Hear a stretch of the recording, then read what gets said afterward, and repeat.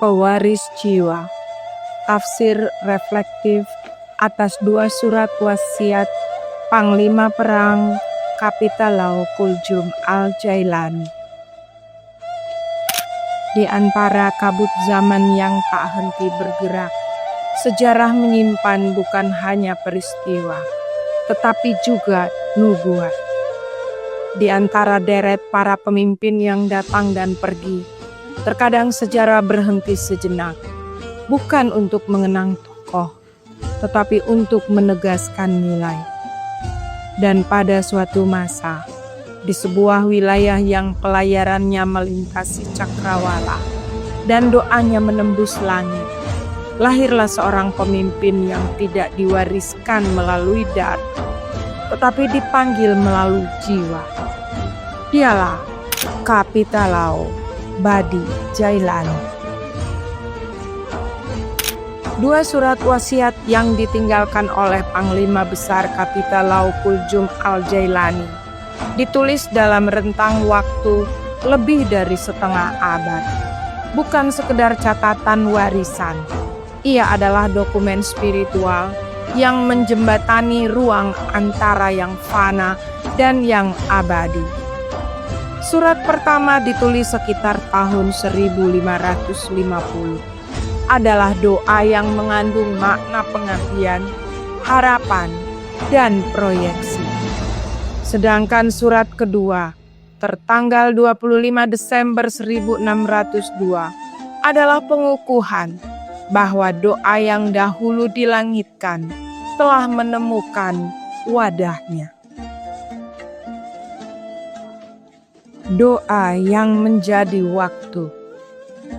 Aku tidak tahu sampai kapan Tuhan akan memberikan aku kehidupan. Tetapi permohonanku ialah agar hidupku menjadi manfaat bagi tanah air dan bangsa, serta berguna bagi sesama manusia.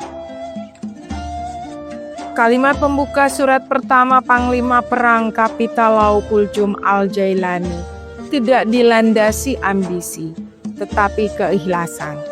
Ini bukan pernyataan seorang penguasa, tetapi pengakuan seorang hamba. Ia tidak bertanya berapa lama ia akan hidup, tetapi bagaimana hidup itu dapat berarti. Inilah bentuk kerendahan hati yang langka, kerendahan hati seorang pejuang yang sadar bahwa hidup hanyalah sarana, bukan tujuan. Ia tidak memohon kemenangan, kekuasaan, atau kejayaan, tetapi kebermanfaatan. Ia tidak mendikte masa depan, tetapi menyerahkan dirinya pada Tuhan, yang ia sebut dengan istilah agung. Dialah asal segala asal. Dialah Badi Jailani. Frasa ini dalam konteks doa bukanlah sekedar penyebutan nama manusia.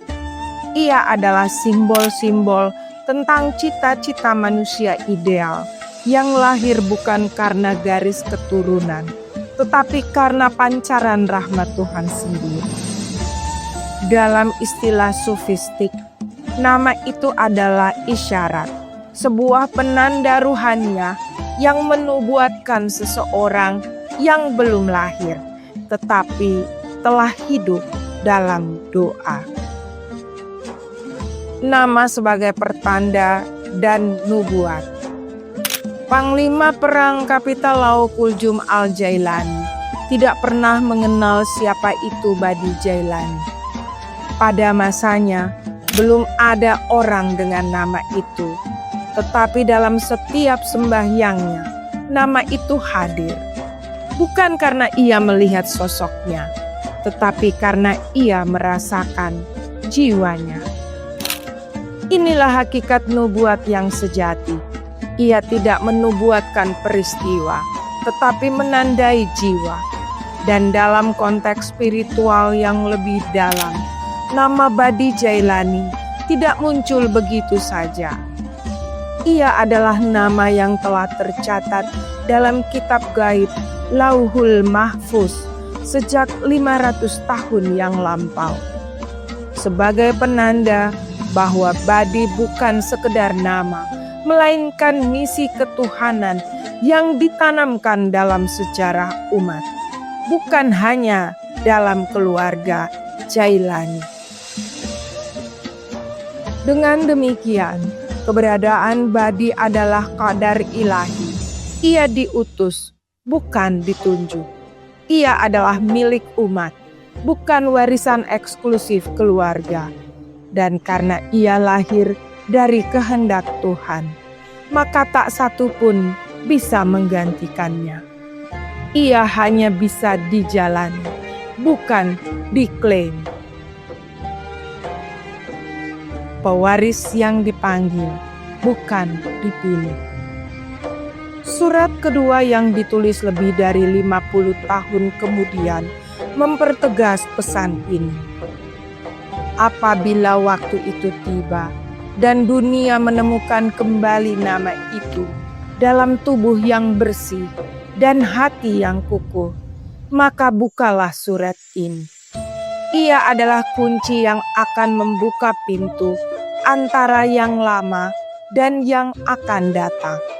Yang memegang surat ini bukan ahli waris darah, tapi pewaris jiwa.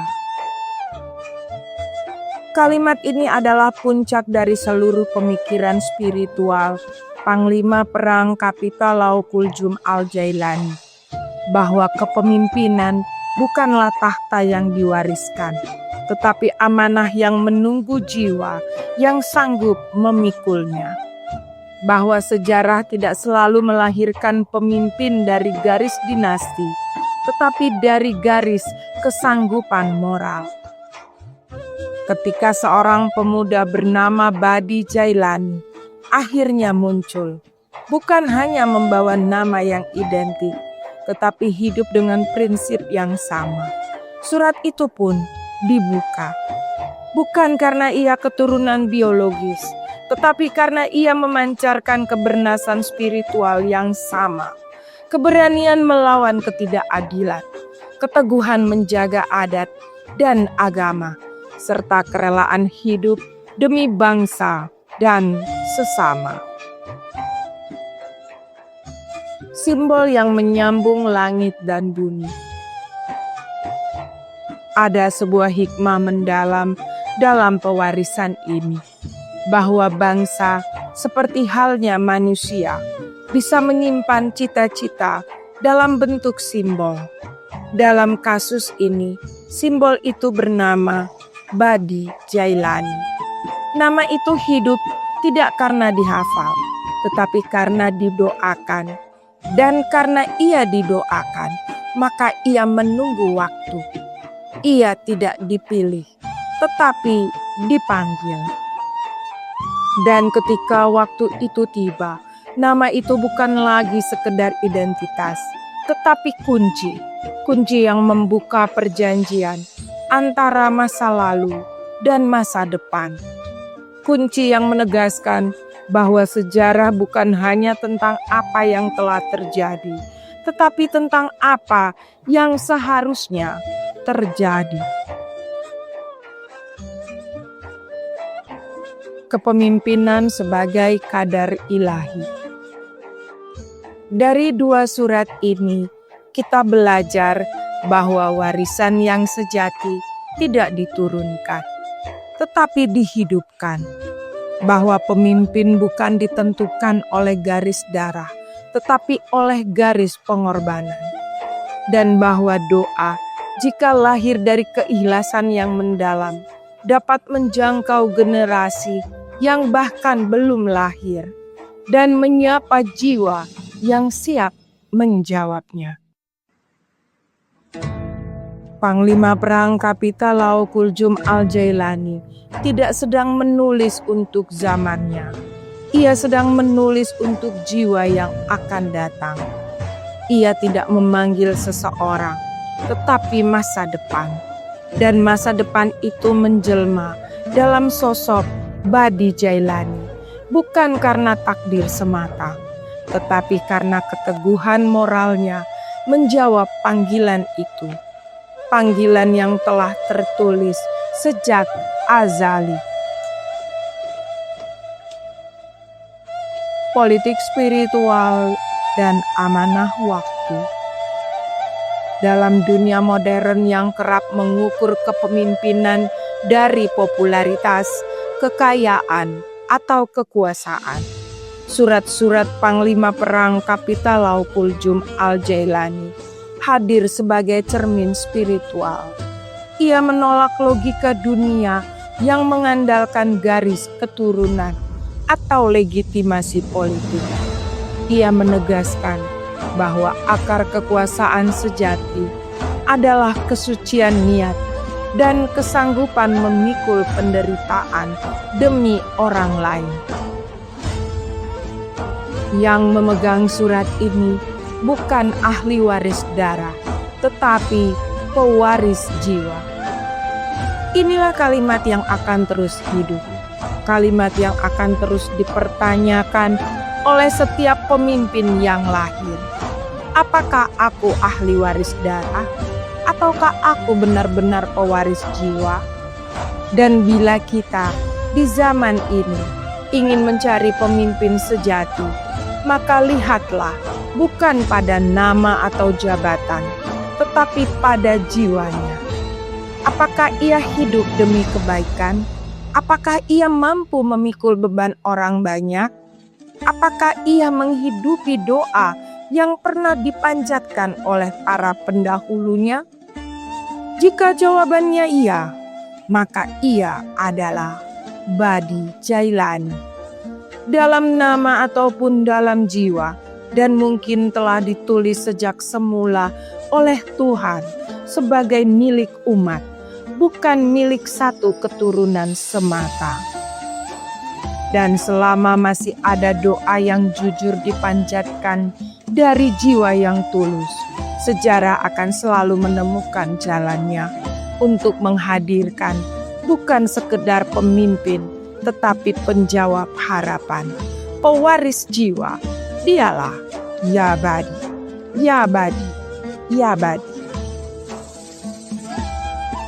Dalam kacamata tasawuf, tidak semua pemimpin adalah hasil dari pilihan manusia.